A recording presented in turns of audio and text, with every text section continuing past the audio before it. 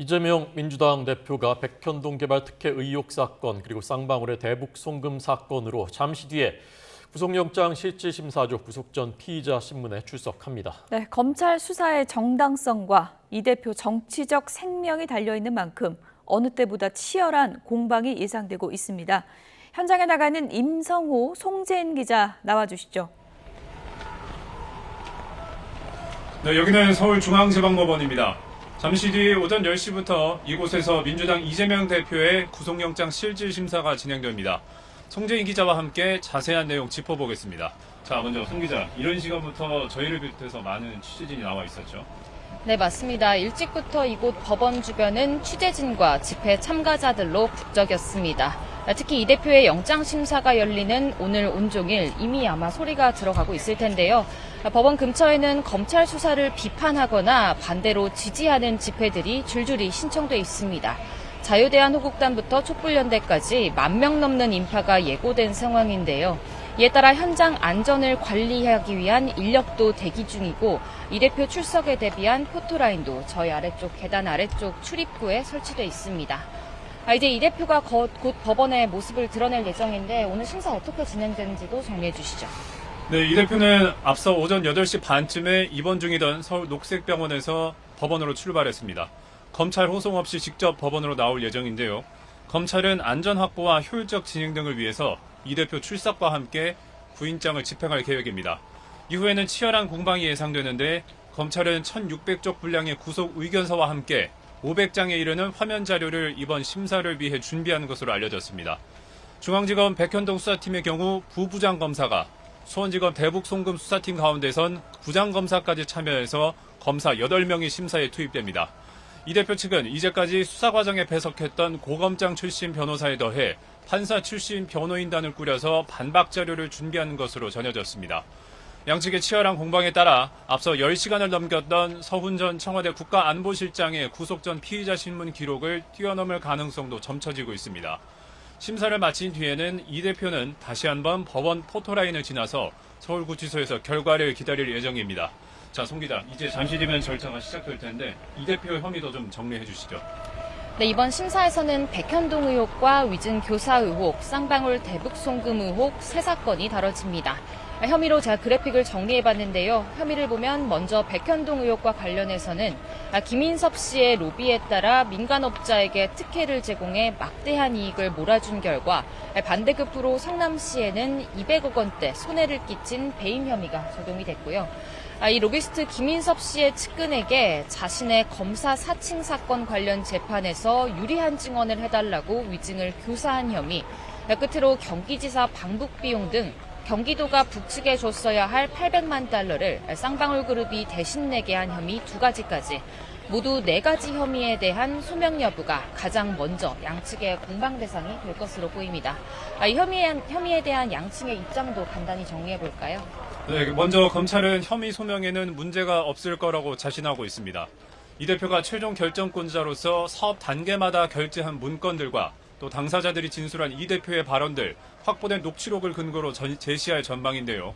이에 이 대표 측은 직접 지시나 승인 여부를 드러내는 물증이 없고 확보했다는 관계자 진술의 경우 검찰의 압박에 따른 것이라고 반박할 것으로 보입니다. 특히 관계자 진술 부분과 관련해서 이 대표는 경기지사에게 보고했다는 이화영 전 경기도 평화부지사의 진술을 거론하고 있는데, 자, 검찰은 오히려 이 전 부지사 진술을 이 대표를 구속해야 할 근거로 제시하고 있는 거죠. 네, 맞습니다. 검찰은 오히려 이 전 부지사의 진술이 오락가락했던 사실을 이 대표 측의 진술 회유, 즉 증거인멸 시도 정황으로 언급할 방침입니다. 사실 이 증거인멸 우려 부분은 이 대표의 구속 여부를 가르는 핵심 쟁점이 될 거란 말이 법조계에서 일찍이 나왔잖아요. 검찰이 이 대표의 측근뿐 아니라 이 대표 본인의 증거인멸 정황도 오늘 심사에서 제시할 예정이기 때문에 더욱 그렇습니다. 검찰은 이 대표가 지난 2018년 검사 사칭 사건으로 재판을 받던 당시 관련자에게 이렇게 얘기해주면 딱 좋다면서 위증을 교사했다는 통화 녹취록을 제시하면서 거대 야당의 수장인 이 대표가 이런 일을 계속 반복할 건 자명하다고 구속수사 또 재판이 필요하다고 주장할 방침입니다. 또 민주당 인사들이 이전 부지사 접견을 가서 위에서 원한다며 검찰 진술을 부인하는 취지의 옥중서신을 써달라고 부탁했다는 녹취록도 진술 회유 정황으로 오늘 재판부에 제시할 예정입니다. 이에 이 대표 측은 있는 대로 말해달라는 취지였을 뿐이라고 반박하면서 검찰이 정치적 목적으로 도주 우려도 없는 야당 대표를 표적 순사한다며 맞설 전망입니다. 양측의 치열한 공방 뒤에는 결국 어떤 식으로든 결론이 나와야 할 텐데요. 오늘 심사를 맡은 판사에게도 관심이 쏠렸죠. 네, 그렇습니다. 오늘 민주당 이재명 대표의 구속 여부는 유창훈 영장 정담 부장판사 손에서 결정됩니다. 사법연수원 29기로 서울중앙지방법원 영장 전담 부장판사 3명 가운데 최선임인데요. 이 대표의 특혜 제공으로 막대한 이익을 봤다는 백현동 민간업자, 또 민주당 전당대회 돈봉투 의혹의 실무진급 핵심 피의자들을 줄줄이 구속했습니다. 다만 돈봉투 의혹을 받는 현역 의원 신분 이성만 무소속 의원과 대장동 비리 일환인 50억 클럽 의혹 피의자 박영수 전 특별검사 첫 영장은 기각했습니다. 유 부장판사는 법원 안팎에서 꼼꼼한 원칙주의자라는 평을 받고 있는데요. 한 부장판사는 이번처럼 어떤 결과든 사회적 파장이 큰 경우 더더욱 원칙으로 돌아가서 명문화된 법리를 위주로 판단할 수밖에 없을 거라고 내다보기도 했습니다. 자, 어떤 사회적 파장이 예상되는지는 송 기자가 이어서 설명해 주시죠. 네, 어떤 결과가 나오느냐에 따라 이 대표와 검찰 어느 쪽이든 치명적인 타격을 입게 됩니다. 체포동의안 가결에 이어서 영장까지 발부되면 이 대표는 정치적인 생명이 재기 불가능한 상태로 빠질 수 있고요. 반대로 영장이 기각된다면 검찰은 2년째 이어온 이재명 대표 수사가 결국 무리한 수사가 아니었냐는 역풍에 직면하게 됩니다.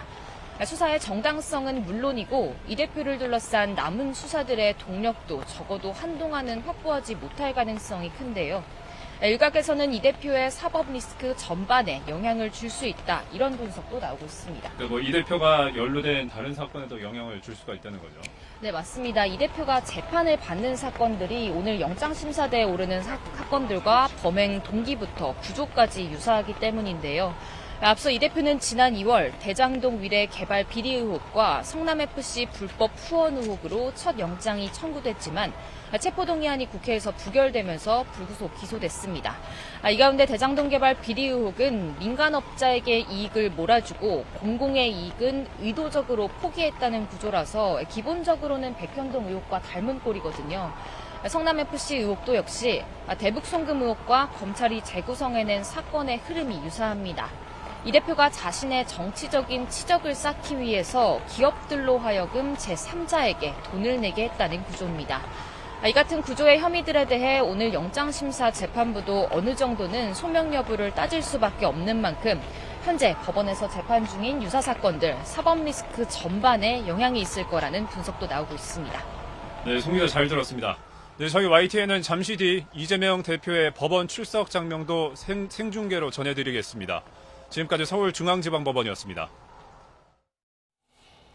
네, 잠시 뒤 현장 바로 연결하겠고요. 전문가들 얘기를 좀 들어보겠습니다. 네, 최진영 변호사 그리고 이승훈 더불어민주당 법률위 부위원장 두 분을 모셨습니다. 어서 오세요. 반갑습니다. 어서 오십시오. 자, 8시 반에 출발했으니까 이제 1시간 지났는데 잠시 뒤면 이제 도착을 하게 되겠죠? 그렇습니다. 지금 중랑구에서 지금 서초동까지 빠르면은 한 30분 정도면 오는 거리라고 하는데 오늘 아침에 서울에 비가 오다 보니까 생각보다 많은 시간이 걸리는 것 같습니다. 보통 이제 뭐 검찰청 같은 경우에는 앞으로 그 전면에 있는 대로 이렇게 출두를 하지만 법원 같은 경우에 서울중앙지방 법원 같은 경우에는 동관 서관이 있는데 네. 이 형사법정이 있는 경우에는 서관입니다. 그리고 네. 정면으로 들어오는 데는 이게 그 주차 보안을 위해서 막아놨기 때문에 후면으로 들어와서 서관으로 들어가는 쪽으로 들어가기 때문에 지금 지금 화면에 볼 때도 서관이다라는 것이 나오고 저희가 그러니까 후문이군요. 그렇죠. 서관의 후문 그러니까 건물의 뒤편에 있고 예. 쌍둥이 건물 중에 서관 쪽에 형사 법정이 있다 보니까 예. 그리고 영장 실질 심사하는 법정이 서관에 있다 보니까 지금 저기 있고 사실 법원이나 검찰청에서 어떻게 보면 집회를 하는 것 자체가 금지돼 있다 보니까 예. 많은 지지자들이 저기까지 들어올 수는 없는 것이죠. 그렇기 그렇군요. 때문에 외곽에서 여러 가지 어떤 정치적인 구호를 외칠 수는 있겠습니다만 지금 보이는 저쪽 같은 경우에는 언론 인터뷰를 비롯해서 보안을 담당하는 경찰이라든가 방호원들이 있다 보니까 생각보다 그렇게 많지 않은 인원이 보이는 것은 그런 배경이 아닌가 생각을 그러면 합니다. 차량이 저기까지는 진입을 합니까? 충분히 저 앞에까지? 들어옵니다. 저기 같은 경우에는 특히 이제 서울중앙지방법원과 검찰청 사이에 이제 정문으로 들어오는 길이 있는 것이고 거기에서 들어오신 다음에 법원으로 쭉 언덕을 떠나서 올라오신 다음에 우회전을 하면은 바로 저기 지금 서관 뒤쪽입니다. 그렇기 때문에 아마 잠시 후면은 도착하지 않을까 싶은데요. 그렇게 하면은 저기에서 내려서 포토존이 네. 저 근처에 지금 서 있는 것이 오늘 신문에도 나오고 했습니다만 아마 뭐 본인은 그 민주당 쪽 같은 경우에는 어떤 다른 그 진술서나 이런 부분은 준비하지 않으셨다 하겠습니다만 많은 어떤 그 기자분들이 직접적인 질문은 많이 하실 것인데 그거에 대해서 어떤 답을 하실지도 좀 국민들이 많이 관심을 가지시는 것 같습니다. 예, 워낙 자세히 얘기를 해주셔서 지금 동선이 막 그려지는 그런 상황인데 오늘 비가 와서 차는 좀 막힌다 그러고 지금 도착이 조금은 지연될 수 있을 것 같은데요. 앞서 녹색병원에서 이재명 대표 나오는 모습을 봤는데 좀 지팡이를 짚고 나오는 모습을 볼 수 있었어요? 예, 지팡이를 짚고 나왔는데 상당히 근 손실이 좀 심하다고 합니다. 단식을 오래 했었기 때문에요. 예. 그래서 걷기 힘든 상황인데 휠체어를 타는 것은 야당 대표로서의 어떤 자존심 문제가 있어서 본인이 힘들지만 지팡이를 짚고 걸어왔고요. 또 옆에 비서실장이 부축하는 모습 보지 않았습니까? 그만큼 예. 넘어질 위험성도 있어서 그런 것 같고요. 다만 이제 법원에 도착해서 법정 호실에 도착을 하면 아마 휠체어를 준비해서 거기로 들어갈 것으로 보여집니다. 그만큼 넘어질 위험성을 좀 우려한 것 같고요. 예. 오늘 특별한 메시지는 내지 않겠다 뭐 이런 얘기들이 많이 나오고 있는데 그것들은 검찰의 부당한 수사에 대해서는 강력히 다퉜습니다만 오늘은 영장실질심사기 때문에 거기에 좀 집중하겠다. 법리적인 다툼이나 증거인멸 우려가 없다. 이 부분에 좀 집중할 것으로 보여집니다. 네. 과거에도 이제 이재명 대표가 검찰에 출석할 때는 앞에서 입장문을 장시간 발표했지만 법원에 이제 재판받으러 출석할 때는 취재진들이 물어도 답변을 하지 않고 들어왔었는데 오늘도 이제 입장문은 없고 그러면 아까 이제 말씀하신 대로 기자들이 물어보면 어떻게 할까요? 거기엔 좀 답변이 있을까요? 뭐 간단한 정도 수준의 답변은 있을 수 있겠는데 뭐 성실히 임하겠다 정도 수준이 아닐까 싶고요. 검찰 수사를 받다 보면 굉장히 억울함을 많이 느껴요. 특수부 수사 같은 경우는 굉장히 진술이 압박이 들어오고 또 관련 지인들에 대해서까지도 압박 진술을 많이 받기 때문에 억울함을 호소하는 경우가 많고 그래서 이재명 대표가 이 사건 수사가 진술에만 좀 의존하는 수사다라고 하면서 강력하게 토로하지 않았습니까? 다만 이제 법정에서는 법과 양심에 따라서 판단하는 것이 판사의 기본 원칙이고 또 그렇게 해야지만이 이 사건이 정치적인 문제로 인해서 영장 발부 여부가 결정되지 않을 수 있어서 최대한 말을 아낄 것으로 보여집니다. 네. 아무래도 오늘 영장심사 도중에도 이제 이재명 대표 건강이 좀 변수가 될 수 있을 것 같고요. 그리고 지금 나오는 이제 법조계 안팎의 전망은 역대 최장 시간 영장심사가 될 것 같다. 이렇게 또 보고 있더라고요. 그렇습니다. 아마 서훈 전 그 국정원장의 그 영장 실질 심사가 10시간 5분 정도 예. 이루어졌다라고 하는데 그것을 갱신할 가능성이 있다 이런 얘기를 하는 것 같습니다. 실질적으로 그렇게 될 가능성도 없지 않은데요. 지금 벌써 이미 그 언론에 나온 것처럼 그 검찰 같은 경우에는 1,600쪽 정도의 어떤 준비 서면을 준비를 했고 거기다가 파워포인트도 그에 못지않을 정도로 준비를 하다 보니까 검찰이 어떻게 보면 공소 사실 범죄 구속영장에 기재 범죄 사실에 대한 설명을 하고 증거를 제출해서 재판부를 설득하는 데 상당히 큰 시간이 걸릴 것 같습니다. 특히 지금 같은 경우에는 중앙지검에서만 그 수사했는 것뿐만 아니고 수원지검에서 했는 것까지 같이 지금 한 10명 정도의 어떤 검찰들이 직접 투입되는 그런 상황이다 보니까 중앙지검팀에서 얘기하고 있는 백현동 사건에 대해서도 한 두세 시간 이상 될 것이고 나아가 수원지검 쪽에서 했던 쌍방울 대구 송금 의혹 이 부분에 대한 것도 그에 못지않을 정도의 어떤 그 진술이 있기 때문에 부장검사까지 못 들어오는 그렇죠. 거죠. 그러다 보니까 실무적인 선에서 실제 담당했던 검사들이 직접적인 관여를 하는 이른바 직관하는 사안이다 보니까 누구보다 상세하게 알지 않겠습니까? 그러다 보니까 그에 대한 내용을 재판부에 충실히 설득하고 나아가 지난번 그 한동훈 그 법무장관이 이 그 국회에서 이제 체포영장을 청구하게 된 그 취지를 얘기를 할 때에 앞에 범죄 사실은 얘기하고 증거를 얘기할 때에 어떻게 보면 민주당 국회의원님들이 굉장히 어떻게 보면 고성을 지르면서 그 내용을 못했지 않습니까? 네. 결국 법정에서는 그와 같은 증거 싸움이기 때문에 앞에 있는 그 기소요지 내용보다는 증거 자체에 대해서 하나하나 재판부에 설득하려고 하는 그 시간이 상당 부분 걸릴 것 같고 그거에 대해서 이제 끝나고 나면은 이제 2차전 후반전으로 이재명 대표 측에 반박이 있을 거기 때문에 그 반박도 앞에 공격에 어떻게 보면 그 동전의 양면 내지 손바닥 양면이기 때문에 앞에 검사의 진술이 길어지는 만큼 어떻게 보면 그 이재명 대표 측의 변호인 진술도 그만큼 길어지면은 10시간 이상의 어떤 공방이 이루어질 가능성. 다만 그 어떤 하나의 어떤 그 돌발 상황이라고 한다고 하면은 그 10시간 넘는 기간 동안 이재명 대표가 법정에서 앉아서 할 수 있느냐. 이 부분이 문제가 될 수 있기 때문에 변수라고 하면은 이재명 대표의 어떤 건강 변수 이 부분이 하나가 되지 않을까 생각을 합니다. 네, 건강이 또 하나의 변수다. 그래서 지금까지 최장 기록은 서훈 전 국정원장 그 당시에는 서해 공무원 피살 사건 당시에는 안보실장으로 이제 그때 10시간 5분 작년 12월에 해서 저녁 8시쯤에 끝나고 그 다음 날 새벽에 4시 50분쯤에 이제 영장이 발부됐다고 합니다. 이번 영장실질심사는 대략 언제쯤 끝날 것이고 결과는 언제쯤 나올 것으로 민주당 측에서는 예상하십니까? 저는 뭐 서훈 국정원장 때보다는 좀 짧을 것 같고요. 영장에 대해서 서명을 오래 한다라고 해서 꼭 되는 건 아니거든요. 법정에서는 판사들은 당사자들의 의사를 듣고 그리고 기록을 보고 많이 판단하기 때문에 얼마나 검찰의 주장에 대한 방어 논리를 준비를 잘했느냐 이게 중요한 것이고 아마 오후 한 5시 정도로 예상을 해보고 있고요. 네. 또 이재명 대표가 스스로 할 말들은 꼭 할 거로 보여집니다. 어느 정도 한 3일간의 휴식 시간을 가지면서 영양제 주사라든가 이런 것들을 맞으면서 영장을 준비해 왔거든요. 그렇기 때문에 아마 적극적으로 본인에 대해서 억울한 부분에 대해서는 개인이 또 스스로 변호사이다 보니까 적극적으로 주장을 할 것으로 보여지고요. 다만 이제 검찰이 한 4시간 정도 분량을 준비했다라고 하니까 그만큼 이재명 대표에 대한 구속에 대한 의지가 강하다.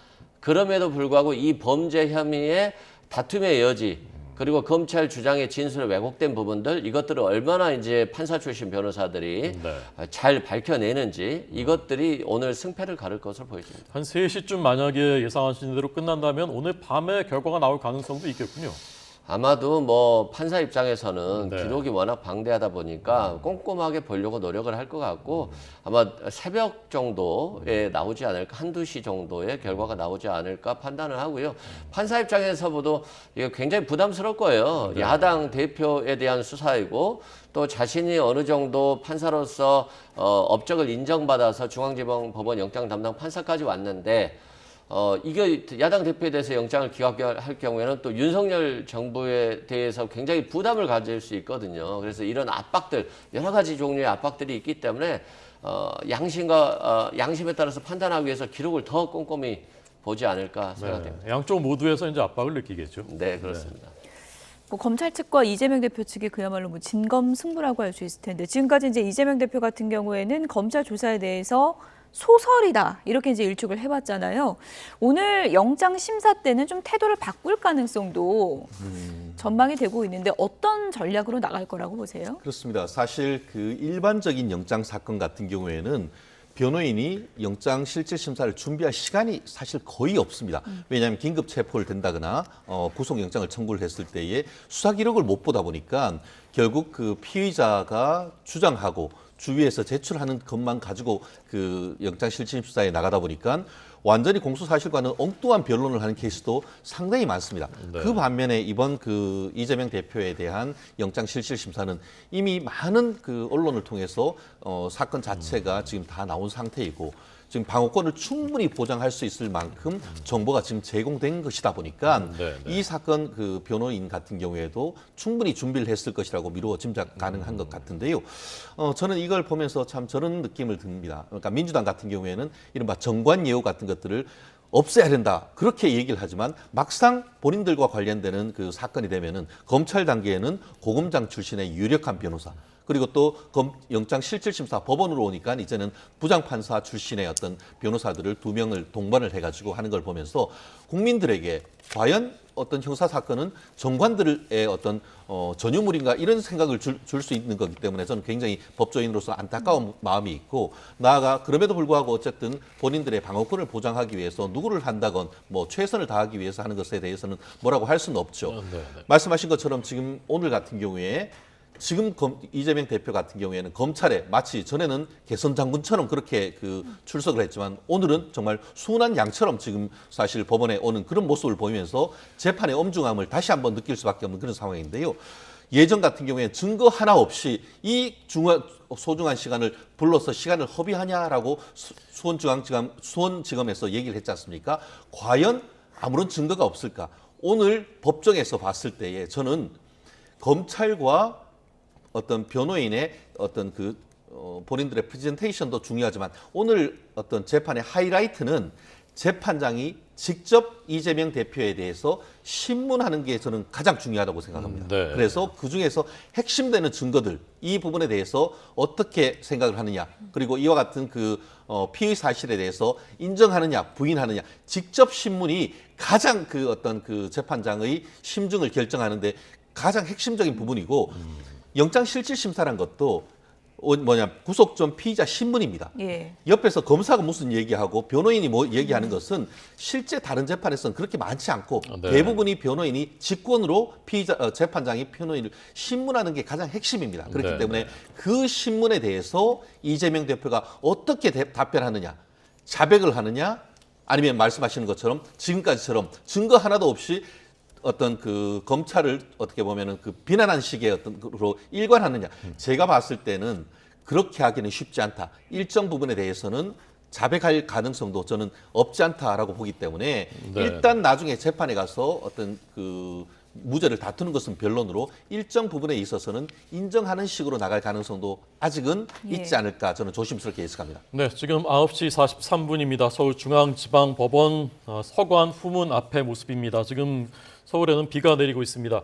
출발한 지 서울 중랑구 녹색병원에서 출발한 지 1시간 13분이 경과했습니다. 그리고 이제 17분 뒤면 실질심사가 시작되기 때문에 아마도 잠시 뒤면은 검은색 승합차를 타고 출발했으니까 그 검은색 승합차가 이곳에 도착을 하게 될 것 같습니다.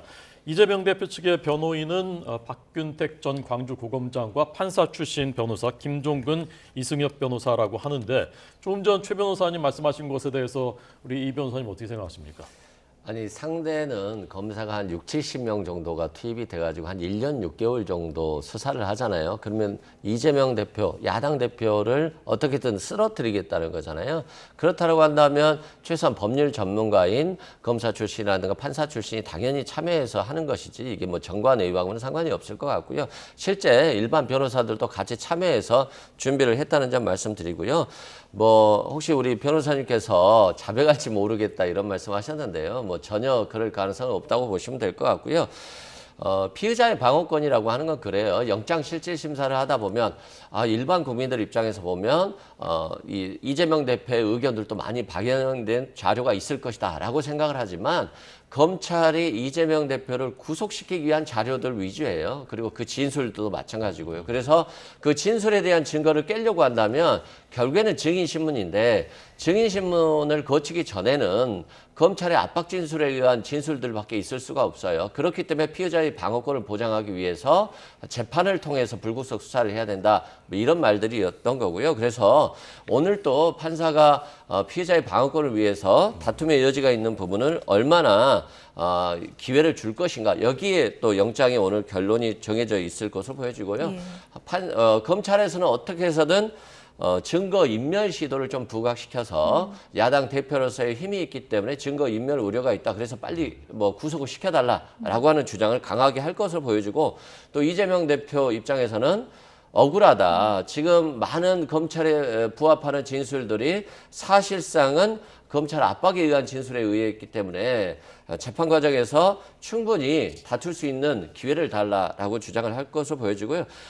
검찰에 오늘 이제 똘똘한 증거를 내놓을지는 좀 기다려 봐야 될 것 같아요. 거의 진술 증거에 의존했기 때문에 예를 들어서 김성태 씨 같은 경우도 처음에 귀국에서는 한 번도 만난 적이 없다, 한 번도 통화한 적이 없다고 했다가 누가 바꿔줘서 한 번 통화했다, 또 2번 통화했다, 지금은 또 여러 번 통화했다 이런 얘기들이 나와요. 근데 이렇게 진술이 바뀌는 것들이 결국에는 자신의 기업과 자신에 대한 어떤 유리한 양형을 위해서 왜곡된 진술을 할 수도 있거든요. 그래서 이건 재판 과정을 통해서 소명이 되기 때문에 재판부에서 충분히 서로의 의견을 듣고 나서 피해자의 방어권을 위해서 영장을 기각하고 불구속 재판으로 가는 게 가장 좀 현명한 길이 아닐까 싶습니다. 이승훈 부위원장께서 똘똘한 증거 이렇게 이제 표현을 해주셨는데 결국은 결정적인 물증이 나올 것인가 이 부분이 이제 관심이고 언론에서는 지금 검사 사측 재판 증인 위증교사 관련해서 검찰이 녹취록을 틀 가능성이 있다 이런 얘기가 있더라고요. 그럴 가능성이 거의 100%에 가깝지 않겠습니까? 결국 지금 이재명 대표 같은 경우에는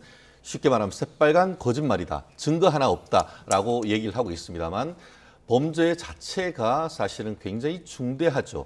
어떤 뭐 지금 백현동과 관련되는 이제 민간업자한테 1,500억 가까운 돈을 몰아주고 또 그 성남 도시개발공사에 200억 가까운 어떤 피해를 입혔다는 것 자체만으로도 사실 이것이 이른바 일반 기업에서 이와 같은 배임 횡령이 벌어졌다고 하면은 굉장히 중형이 선고될 것 아니겠습니까? 나아가 대북 송금 같은 경우에도 우리나라 돈으로 북한에 보낸 돈이 100억이 넘습니다. 그리고 그것이 어떤 개인의 어떤 정치적 야망을 위해서 그렇게 했다라고 하는 사실이 입증될 경우에는 중형이 선고되는 것이죠. 근데 우리가 지금 언론 같은 경우에는 마치 그 야당 대표이기 때문에 그리고 또 특히 이제 건강상 문제이기 때문에 도주 우려가 어디 있느냐 이렇게 얘기하지만 그러면은 이명박 전 대통령, 박근혜 전 대통령은 도주 우려가 있었습니까? 우리가 그 형법에서 얘기하는 도주 우려라는 것은 중형이 선고될 위험이 있으면은 심리적으로 도망가고 싶은 그 상황을 규범적으로 판단해서 도주 우려가 있다라고 판단을 하는데요. 지금 얘기하신 것처럼 그 위증 교사 이 부분은 다른 부분이 아니고 지난번 그 이재명 대표가 경기지사 선거 있었을 때에 결국 최종적으로 대법원에 가서 무죄 판결 받았지 않습니까? 근데 그 무죄 판결 받는 과정에서 권순일 대법원 어떤 대법관의 어떤 재판 거래 의혹 그런 부분이 있었는데 알고 봤더니만 그 무죄 판결 받는데 결정적인 어떤 유리한 이재명 대표를 위해서 유리한 증언을 했던 사람이 이재명 대표로부터 강한 어떤 그 위증에 대한 압박을 받아가지고 그것을 이제 위증한 결과 무죄를 받았다. 이런 내용인 거예요. 마치 그것이 이제 민주당 같은 경우에는 10년 전에 있었던 일을 지금 가지고 얘기를 하냐 하지만 그것이 예전 것이 아니고 이재명 대표의 공선법 위반 무죄 사건의 핵심적인 증언에 대해서 어떤 위증을 교사를 했는 부분이 있기 때문에 이번에 기소에를 넣는 것이고 그렇기 때문에 그런 점에 미루어 봤을 때 이번 사건에 있어서도 결국 성남시장 그리고 또 경기지사 있는 사이에 있었던 일들을 봐서 조직적이고 어떻게 보면 어떤 조직적인 범죄 사실 은폐가 있을 가능성이 매우 높다라는 그런 증거인멸의 우려를 강하게 제시하는 그런 증거로 제시를 했기 때문에 이 부분에 대해서 아까 앵커께서 질문하신 이재명 대표의 육성이 녹음된 녹음 테이프는 녹취록을 넘어서 현장에서 검증한다는 취지에서 틀 것이 거의 명확하게 지금 예측된다고 봅니다. 네. 자, 현장의 움직임이 조금씩 분주해지는 일부의 모습이 보이는데요. 아마도 이제 10분 남았기 때문에 잠시 뒤면 도착을 하게 될 것 같습니다. 오늘 이 심사를 맡은 유창훈 영장 전담 판사가 언론에 보도된 31건 중에서는 16건 영장이 발부됐고 15건은 기각됐었다고 하는데 발부된 16건 중에 14건이 증거인멸 우려가 있다라는 것이 영장 발부 이유였다고 합니다. 지금 최 변호사님께서 말씀하신 증거인멸 우려가 있다. 그리고 도주의 우려도 있다. 이 변호사님 어떻게 보십니까? 야당 대표가 도주의 우려가 있겠습니까? 도주의 우려가 있을 정도면 뭐 당대표를 사퇴했겠죠. 말이 안 된다고 생각을 하고요. 증거인멸이라고 하는 것은 검찰 입장에서 보면 항상 가장 강조하는 거예요. 범죄의 중대성뿐만이 아니라 증거인멸 우려가 있어야 되니까요. 그런데 당사자 입장에서 보면 검찰에 누가 들어가서 나에게 불리한 짓을 했는데 이게 거짓으로 생각됐을 때 전화를 하는 경우가 있어요. 그럼 이 전화 통화를 시도했다는 그 자체만으로 바로 증거인멸로 해서 몰아가는 게 있거든요. 그래서 실제 이런 일들이 비일비재하기 때문에 이재명 대표 입장에서는 오늘 자신들이 증거를 인멸한 게 아니라 이렇게 진실을 찾아가는 과정이고 이화영 전 부지사라든가 이런 분들의 진술들이 바뀌는 것들이 진실을 찾아가는 과정이 아니라 허위 진술을 통해서 자신의 양형에 유리한 것을 받아가려고 하는 것들이다. 검찰의 회의 압박이었다. 이걸 좀 강조할 것으로 보여져요. 근데 이 주장들에 대해서 판사가 어느 정도 신빙성을 갖느냐에 따라서 영장 기각 여부가 결정될 것 같고요. 저번에도 이재명 대표에 대한 영장 청구를 할 때 유창훈 담당 판사가 재판하는 그 재판 1회 접수를 했어요. 아, 그랬군요. 네. 그래서 근데 이번에도 유창훈 담당 판사가 재판하는 날에 영장을 청구했거든요. 네. 접수한 날에 담당 판사가 이 사건을 맡게 돼 있어요. 네, 네. 그러니까 한동훈 법무장관이나 윤석열 정부 입장에서 보면 이 판사가 그래도 자신들한테는 유리할 거라고 판단을 했다라고 저는 보여져요. 그걸 계산한 거라고 생각하십니까? 계산을 네. 하죠. 당연히 계산을 하죠. 다만 이제 윤창훈 판사가 그들의 계산에 따라서 그렇게 정치적인 판단을 할 것인가 또는 소신 있는 판결을 할 것인가는 또 다른 문제이기 때문에 네. 우리가 법원의 재판은 항상 존중을 해야 되는 거거든요. 그래서 유창훈 판사가 그런 의도에도 불구하고 정말 법과 양심에 따라서 좀 판단을 해줬으면 좋겠고요. 앞으로 뭐 오늘 새벽 결과가 나오면 또 그 기각하거나 발부할 때 그 사유가 나오잖아요. 네, 네. 법리 다툼이 있다거나 또는 증거인멸 우려가 있다거나 여러 가지 사유들이 있으니까 그 사유들에 따라서 또 정치적 공방이 좀 되지 않을까 싶습니다. 제가 이 부분 관련해 가지고는 좀 뭐 우리가 시청자의 이해를 돕기 위해서 좀 전에 유창훈 부장이 그 영장 발부한 사유 중에 대부분이 증거인멸 우려가 있다라는 것이 왜 그렇게 됐는지 제가 말씀을 드리겠습니다. 네, 네. 사안이 원칙 왜 그러냐 하면은 사안이 아무리 중대하더라도 자백하고 어떻게 뭐 증거를 적극적으로 제출할 경우에는 요즘은 이른바 불구속 수사 원칙이기 때문에 영장을 대부분 다 기각합니다. 그래서 이제 도주 우려라는 측면이 특히 영장 발부 사유로 나오지 않는 것은 아무리 중대한다 하더라도 그것에 대해서 범죄를 인정하고 자백할 케이스 같은 경우에는 어떻게 보면 방어권 보장 취지에서 그러니까 검찰이나 경찰은 영장을 청구를 하지만 그럼에도 불구하고 법원 같은 경우에는 자백할 경우에는 웬만하면 석방을 해줍니다. 그렇지만 사안이 중대한데 딱 잡아떼면서 이른바 부인할 경우에는 네, 네. 결국 부인한다는 것은 증거인멸을 나가서 할 가능성, 입을 맞출 가능성이 있다는 이유로 증거인멸의 우려가 있어서 구속한다라는 그런 구조적인 문제가 있다 보니까 네. 상당수 대부분의 어떤 사건들이 부인할 경우 증거인멸의 우려가 있다 해서 발부가 되는 케이스가 많습니다. 네. 나아가 아까 지금 뭐 유창훈 부장 판사에 대해서 어떻게 뭐 특별한 사람을 검찰이 지정했는 것이 아니냐. 특히 지금 그 김의겸 그 민주당 의원 같은 경우에는 한동훈 장관과 서울법대 동기다라고 얘기했다가 그게 사실과 아닌 가짜 뉴스가 밝혀져 가지고 지금 뭐 구멍이 났네. 이제 뭐 그 본인에 대해서 이렇게 뭐 비난하네. 그렇게 얘기를 하고 있습니다만 네, 네. 결국 자꾸 민주당이 그렇게 얘기하는 것은 한동훈 장관과 이 유부장 판사의 어떤 개인적인 어떤 친소 관계를 이유를 들어서 만약에 영장이 발부됐을 경우 법원을 비난하기 위한 밑자락을 깐다. 그렇게 해석할 수밖에 없는 것 아니겠습니까? 네, 네. 지금 법원에서 가장 대표적인 어떤 예, 잠시만요. 지금 현장 화면이 계속 예, 아까 녹색병원에서 나오고 있는 장면이네요. 예, 계속 말씀하시죠. 죄송합니다. 네네, 예. 괜찮습니다. 이재명 대표가 상당히 걷는 것이 어려운 그런 모습이 보이고 있어서 인간적인 측면에서는 상당히 좀 안타까움을 예. 느끼는데요. 어쨌든 그럼에도 불구하고 이것은 법에 정한 것이고 또 지난번 그 한동훈 장관이 이제 그 어떤 국회에서 요지를 얘기를 하면서 제일 끝에 얘기가 뭐가 있냐면은 이재명 대표가 자꾸 사법을 정치화한다. 자꾸 그런 얘기를 했었고 이번 영장에도 그러한 내용이 들어가 있다라고 예. 지금 얘기를 하고 있는데 이 사안은 개인 어떻게 보면은 방백이라고 할 수 있는 지방 권력이 어떻게 보면 개발업자들과 짬짬이해서 비리를 저질렀다고 하는 그런 개인 민주당과 관계없는 개인 비리에 관한 부분이기 때문에 네. 계속 왜 저의 입장으로서는 민주당이 그와 같은 개인적 비리에 대해서 지나치게 이렇게 비호하려고 하는 그런 모습을 보이는지 좀 이해하기가 어려운데요. 말씀드린 것처럼 유창훈 부장 같은 경우에는 뭐 벌써 상당한 기간 지금 영장 실질 심사를 담당하고 있습니다. 그렇기 때문에 이 부분에 있어 가지고는 법과 원칙에 따라 저는 판단할 것이다. 설령 그것이 영장이 기각된다 하더라도 국민의힘 내지는 검찰은 그 부분에 대해서는 뭐라고 얘기하기 어렵고 오히려 어떤 추가적인 보강 수사를 해야 될 필요성에 대해서 본인들이 탓해야 될 것이라고 저는 생각합니다. 네. 지금 보여드리는 화면은 8시 30분, 1시간 약 30분 전의 모습입니다. 민주당 지도부 또 여러 의원들이 이재명 대표를 배웅하고 있는 모습입니다. 지팡이를 짚고 있었고요. 병원 앞을 나오면서 잠시 휘청거리는 모습이기도 했습니다. 최고위원들 그리고 여러 의원들이 배웅을 했고 이제 이 수납차를 타고 8시 30분에 서울 중랑구입니다. 서울 녹색병원을 출발했고 평소 같은 시간이라면은 아무리 출근길이라고 비가 오더라도 도착을 했어야 될 시간인데 이제 4분 남았고요. 아마도 심사 직전에 이제 도착을 하게 될 것 같습니다. 아직 도착하지 않고 있는 이렇게 약간 휘청거리는 이 모습을 보였고요. 고민정 최고위원 손을 잡고 있습니다. 최 변호사님께 지금 말씀하신 것 관련해서 이거 여쭤보고 싶은데요. 유창훈 영장 판사가 강진구 더 탐사 기자하고 이성만 의원에 대해서 증거가 이미 충분히 확보됐기 때문에 영장을 기각한 사례가 있었더군요. 최근에 이 그렇습니다. 부분은 어떻게 보십니까? 그렇습니다. 그 부분이 아까 제가 말씀드린 것과 마찬가지인데요.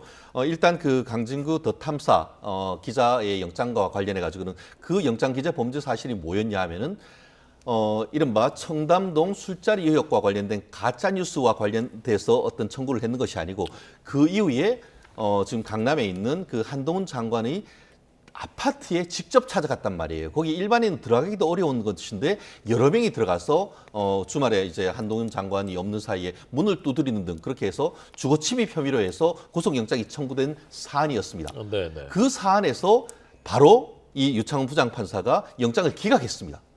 그 같은 경우에는 본인이 들어갔던 사실을 부인할 수 없는 건 아니겠습니까? 그 케이스 같은 경우에도 영장이 기각된 사실이 왜냐하면은 증거가 다 있고 내가 들어간 것에 대해서는 부인할 수 없으니까 결국 사안이 중대하다 하더라도 사안을 자백할 경우에는 방어권 보장 취지에서 영장을 기각합니다. 좀 전에 이성만 의원도 마찬가지입니다.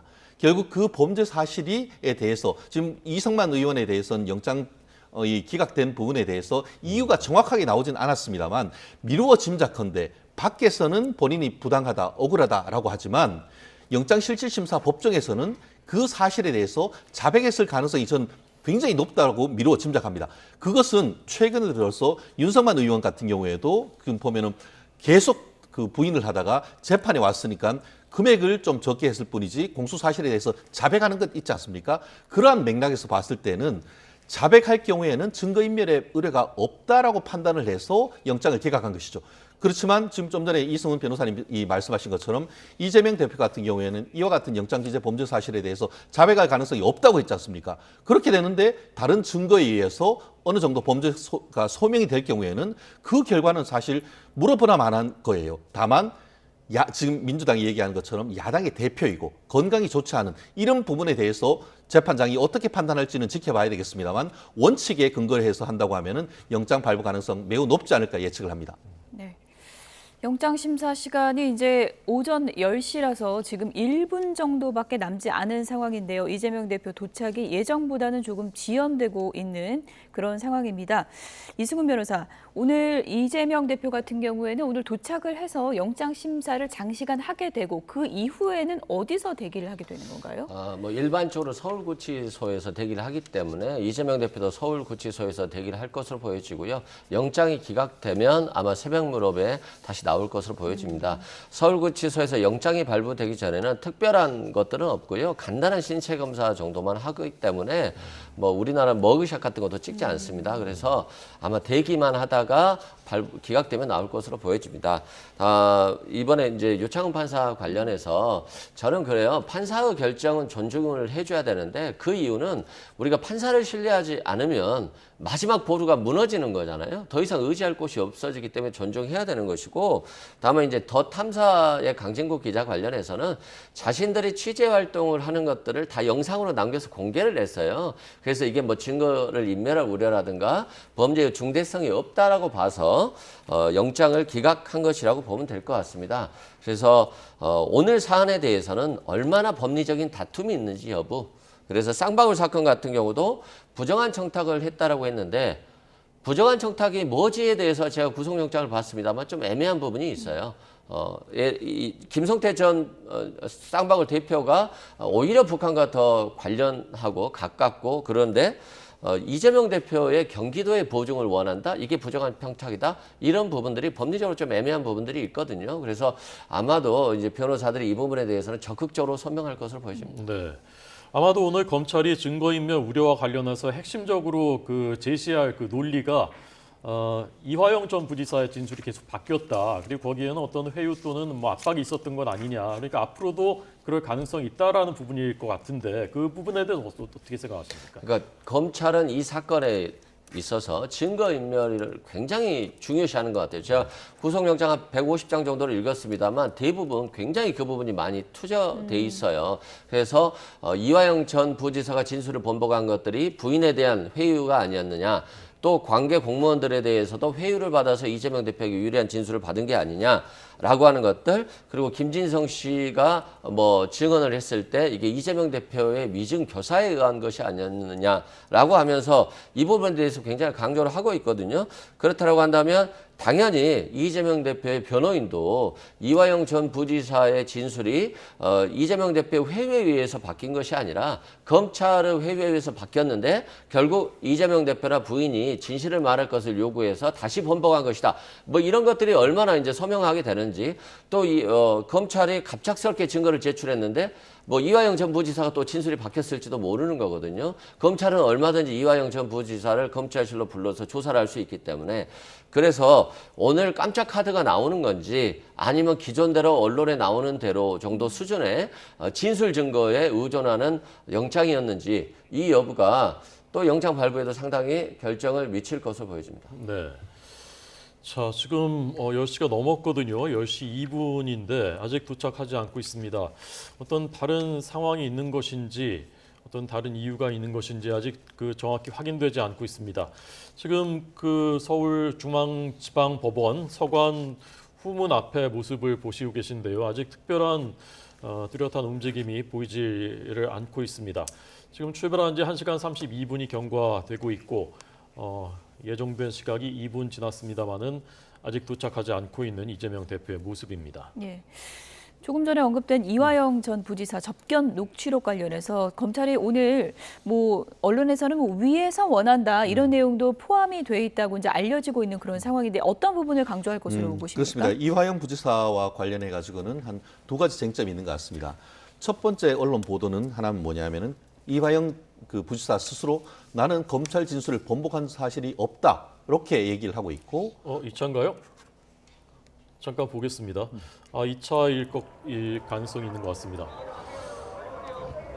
네, 이재명 대표 지팡이를 짚으면서 차에서 내리고 있습니다. 녹색병원에서 타고 출발한 검은색 승합차를 타고 걸음이 조금 불편해 보이는 듯한 모습입니다. 자, 우산을 직접 쓰고요. 지지자들의 소리가 들리고 또 취재진들은 앞에서 대기를 하고 있습니다. 이제 서울중앙지방법원 서관 후문 쪽으로 입장하고 있는 이재명 민주당 대표의 모습입니다.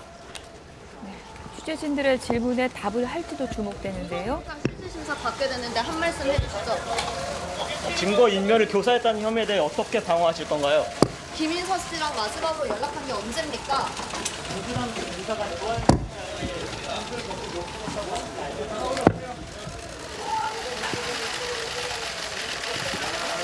예상대로 답변은 하지 않고 있습니다. 이재명 민주당 대표 24일의 단식을 지난 토요일에 마쳤죠. 그리고 오늘까지 이제 회복을 한 뒤에 오늘 서울중앙지방법원 영장실질심사에 출석하고 있는 모습입니다. 그 의원들과 지도부는 동행을 하지 않은 거죠? 전체적인 내용을 봤을 때는 혼자 이렇게 오시는 것 같고, 지금 변호인도 정확하게 보이지는 않은 것 같은데요. 아마 미뤄 짐작컨대 뒤에 계시는 것 같고, 저기에 서관에서 내려서 그 영장실질심사하는 법정까지 가는데도 상당 부분 어떤 시간이 걸리기 때문에 네. 지금 그 시간이 10시 4분이라고 하면은 이후 진행 과정은 어떻게 되는 건가요? 결국 이제 예. 엘리베이터를 타고 예. 법정까지 올라가셔서 예. 아마 그 법정에서 이제 도착을 하면은 기본적으로 이제 인정신문을 하겠죠. 재판 시작을 알리고, 그리고 이제 그 온 사람이 이재명 대표가 맞는지를 확인한 다음에 예. 이제 그 이후에 이제 그 그 재판장님이 이제 재판을 시작을 하는 것이죠. 그렇게 하면서 이제 검찰과 어떤 변호인들에게 진술할 기회를 드리고 하는 그런 재판으로 될 텐데 원칙적으로는 제가 말씀드렸듯이 다른 어떤 그 형사 공판과 달리 영장 실질 심사는 양측의 어떤 그 진술은 제일 마지막에 할 진술 기회를 주고 제일 중요한 것은 재판장이 피의자에게 범죄 사실을 인정하는지 여부. 만약에 부인할 경우에는 증거를 제시하면서 그거에 대해서 어떻게 생각하느냐 이 묻는 것이 가장 핵심적인 겁니다. 그런데 이번 같은 경우에는 워낙 그 언론과 어떤 국민의 관심이 있는 부분이기 때문에 재판장님으로서는 예단을 갖지 않기 위한 취지에서 양쪽의 얘기를 듣고 추후에 어떤 직권의 어떤 신문을 할 가능성도 있기 때문에 재판장이 어떻게 진행할지에 대해서는 지켜봐야 됩니다. 다만 그럼에도 불구하고 유창훈 부장판사의 어떤 그 재판 스타일이 돌직구 스타일. 피의자에게 직접적으로 재판을 하면서 이것에 대해서 인정하느냐. 만약에 부인할 경우에 이런 증거가 있는데 이거에 대해서는 어떻게 하느냐라고 돌직구를 날리는 그런 스타일이라고 지금 얘기를 나오고 있기 때문에 이재명 대표가 그에 대해서 직접 어떤 답변을 하는지 사실 그 변호인이 뭐라 한다 하더라도 항상 재판장님은 변호인의 말씀이 맞습니까? 라고 해서 변호인의 말이 본인의 진위와 맞는지를 확인하기 때문에 오늘 또 그와 같은 비슷한 식으로 어떤 재판이 진행되지 않을까 예측을 해봅니다. 네. 321호 법정은 그 박근혜 전 대통령, 양승태 전 대법원장, 또 이재용 삼성 회장 등이 모두 영장 심사를 받았었던 그 법정이라고 합니다. 이제 그리로 지금 이제 올라가고 있고요. 유창훈 부장판사가 간밤에 잠을 잘 이뤘을지 모르겠습니다. 어떻습니까? 지금 이 정도 되면은 어느 정도의 좀 심증은 이미 갖고 있는 겁니까? 아니면 지금부터 이제 그 판사가 새롭게 들으면서 시작을 하는 겁니까? 심정이 있더라도 심정을 안 가지려고 노력하겠죠. 판사 입장에서 보면. 그래서 영장만 해도 한 150장 되니까 이거 읽어보니까 상당히 시간이 많이 걸리더라고요. 그리고 기록은 얼마나 방대하겠습니까? 또 1600쪽 정도로 검찰이 진술을 준비했다라고 하니까 아마 시간은 엄청 많이 걸릴 건데 결과적으로 양은 많았습니다만 핵심 쟁점은 그렇게 크지 않거든요. 그래서 아마도 검찰 입장에서 보면 굉장히 성의를 구속시키려고 하는 의지는 강한 것 같은데 그렇다 할지라도 결국 판사가 궁금해하는 것은 몇 가지가 특정이 돼 있을 수 있거든요. 그래서 검찰과 변호인 측에 좀 정확히 물어볼 것 같고 이걸 얼마나 잘 답변을 하느냐에 대한 논리들이 있을 것 같아요. 특히 쌍방울 사건 같은 경우는 이재명 대표가 관여됐다는 별다른 증거가 없어요. 단지 김성태의 진술이 주가 이루고 있기 때문에 얼마나 김성태의 진술을 잘 탄핵하는지 이 부분도 상당히 중요할 것으로 보여지고요. 영장 담당 판사라고 한다면 현 정부에 대한 압박과 또 야당 대표를 구속시킬 수 있다는 압박 두 가지가 같이 공존할 거란 말입니다. 그래서 결국에는 기록에 집중해서 해야 되는 것이고 주장에 그렇게 많이 흔들릴 것 같지는 않아요. 그래서 판사가 궁금해하는 것들을 얼마나 소명하느냐 이것도 오늘 굉장히 중요한 포인트 같습니다. 네. 앞서서 뭐 증거인멸 우려가 굉장히 좀 중요하게 핵심 쟁점이 될 거라고 이제 말씀해 주셨는데 앞서 최진영 변호사께서 언급해 주신 그 검사 사칭 재판증인 위증 교사 관련한 그 녹취록이요. 지금 이제 검찰이 지금 언론 보도대로라면 이재명 대표 육성이 담겨 있는 녹취록을 틀 가능성이 있다 이렇게 전해지고 있잖아요. 육성이 담긴 녹취록을 이제 반박하는 것도 이제 이재명 대표 측의 이제 몫일 텐데 어떤 전략으로 나갈 거라고 보세요? 그러니까 위증이라고 하는 것은 진실인지 허위인지가 중요한 것이 아니라 기억에 반하는 진술을 하느냐가 중요한 거거든요. 그래서 이재명 대표 입장에서는 공직선거법 위반 관련해서 그때 당시 분당 파큐브 사건에서 전 성남시장의 잘못들을 밝혀내는 과정에 어떤 있었고 자신이 검사 사칭을 적극적으로 도운 게 아닌데 억울하다라고 했고 그래서 이 이재명 대표가 주 타깃이 돼서 최철호 PD 같은 경우는 대충 봐주면서 이재명 대표는 몰아가는 거 아니냐 이런 내용들이 이제 있는데요. 이게 이제 위증 교사냐의 문제인데 이재명 대표 입장에서 보면 정말 진실을 밝혀주고 자신의 기억을 좀 되살려서 진실대로 얘기를 해달라 뭐 이런 주장을 했다라고 이제 주장을 할 것으로 보여지고 검찰은 그 뉘앙스 측면에서 이건 이재명 대표가 위증을 교사한 거 아니냐 이렇게 적극적으로 주장할 것 같아서 이제 재판 과정에서 녹음이 목소리가 현출이 될 경우에는 판사가 어느 정도의 심령을 갖는데 효과적인 부분이 있거든요. 그래서 오늘 검찰은 적극적으로 그 부분을 제시하려고 할 것으로 보여집니다. 예. 그 부분과 관련해 가지고는 결국 굉장히 중요한 부분인데요. 아마 제가 변호인이라고 하면은 법정에서 틀지 못하도록 이른바 위법 수집 증거다라고 해서 틀지 못하도록 하겠지만 지금 전후 맥락으로 봤을 때는 그럴 가능성이 상당히 낮죠. 지금 그 이재명 대표 같은 경우에는 그것은 진실을 얘기해달라라고 얘기하지만 그때가 이재명 대표가 누굽니까? 경기지사였습니다. 그 상황 속에서 하급자한테 전화를 걸어서 그와 같은 거 요청했을 때 그 받는 사람, 이른바 피해자 입장에서는 어마어마한 압박인 것이죠. 그렇기 때문에 그러한 증언을 요청을 받았을 때에 그 증언을 하는 재판에 안 가려고 했다고 지금 그 얘기가 나오고 있지 않습니까?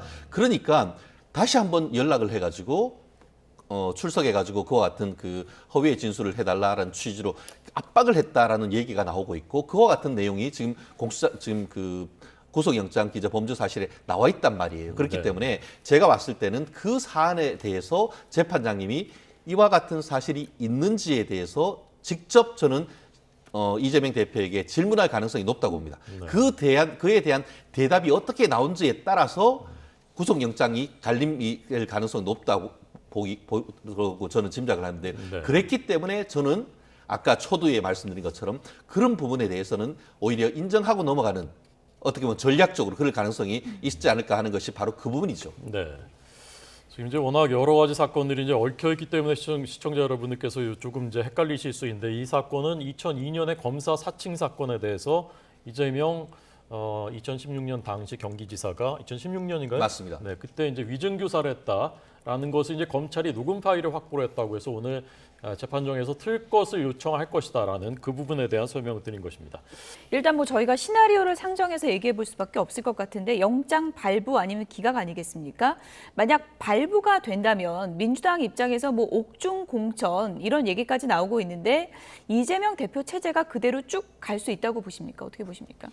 일단 뭐 결과를 먼저 예단해서 말씀드리면 참 어렵습니다만 발부냐 기각 여부냐를 떠나서 민주당이 굉장히 좀 약간 혼란스러울 것 같아요. 친명 비명 간의 갈등도 고조됐기 때문에 다만 영장이 발부됐을 경우에는 더 큰 다툼이 있지 않겠어요. 그래서 뭐 옥중 공천을 하느냐 또는 옥중에서 당문을 보느냐 이런 논란들이 많이 있을 수 있는데 결국에는 그건 이재명 대표가 결정하는 것이라거나 민주당 지도부가 결정하기보다는 국민들의 민심이 중요할 것 같아요. 국민들의 민심이 이재명 대표에 대해서 억울하다.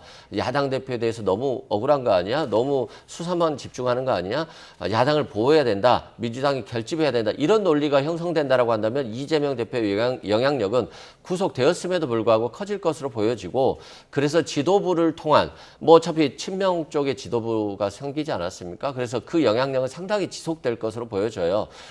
다만 뭐 결과를 예단하기는 어렵기 때문에 또 국민들의 선택이 또 어떻게 달라질지 모르기 때문에요. 좀 결과는 지켜봐야 될 것 같습니다. 네. 자, 조금 전 영장 심사 시작됐고 역대 퇴장 기록을 깬다면은 저녁 8시가 넘겠습니다만 아까 이제 이 변호사님은 3시, 4시쯤이면 끝날 가능성이 있다라고 보셨고 건강 상태가 변수라는 말씀도 하셨고 결과는 어쨌건 내일 새벽쯤 나올 것으로 보이고요. 최 변호사님은 영장 발부와 기각에 따른 이후의 정치권 시나리오 어떻게 전망하십니까? 제 개인적인 생각으로는 지금 민주당 지도부도 영장이 발부될 가능성을 좀 더 높게 점치는 것이 아닌가 싶은데요. 그 이유는 원내대표 선거를 영장 발부 여부가 결정된 이유가 아니고 결정되기 전날인 오늘 지금 여는 것을 봤을 때는 그것 때문에 제가 그렇게 짐작을 하는데 만에 하나 영장이 발부가 된다라고 하면은 친명계는 사실은 몰락의 수순으로 갈 가능성이 크죠. 결국 그렇게 되면 이른바 비명계가 훨씬 더 목소리를 얻고 세를 얻을 수 있는 그런 상황이 되기 때문에 그런 상황을 미리 방지하기 위해서 지금 이재명 대표의 어떤 구속영장 발부 결정 전에 오늘 지금 그 원내대표 선거를 하는 것이라 미뤄 짐작하는데요. 말씀하신 것처럼 영장이 발부되면은 설령 원내대표가 오늘 지금 그 이른바 친명계로서 당선된다 하더라도 지금 이 변호사님 말씀처럼 국민의 따가운 시선 기해 가지고 원내대표를 비롯해서 전체 어떻게 보면은 그 최고 지도부가 와해될 가능성이 상당히 높죠. 그 반면에 영장이 기각될 경우에는 친명 체제가 내년 총선까지 그대로 유지된다라는 것이 거의 정설이 아니겠습니까? 그렇기 때문에 어떻게 보면 오늘 재판 이재명 대표가 구속되는지 여부가 어떻게 보면 민주당 당내의 문제뿐만 아니고 내년 총선 구도까지도 결정되는 부분이기 때문에 내년 총선에 있어서 가장 큰 에베레스트상 같은 어떤 하루가 되지 않을까 저는 그렇게 예측을 합니다. 기각 시나리오에서 끝으로 한 가지 궁금한 게 검찰이 재청구할 거라고 보십니까? 어떤 카드를 선택할 거라고 이런 상황 보십니까? 속에서 재청구는 사실 어렵다라고 보이겠죠. 다만 뭐 그럴 가능성도 없진 않습니다만 현실적으로 그렇게 될 경우에는 불구속 구공판해서 구속영장을 이제 다시 청구하기보다는 바로 지금 재판으로 해서 불구속 기소로 할 가능성 현실적으로 좀 더 높지 않을까 예측을 해봅니다. 네. 자, 이제 구속영장 실질심사 지금 진행되고 있습니다. 이후의 상황들 들어오는 대로 속보로 전해드리겠습니다. 최진영 변호사, 이수근 변호사에게 들었습니다. 감사합니다. 고맙습니다.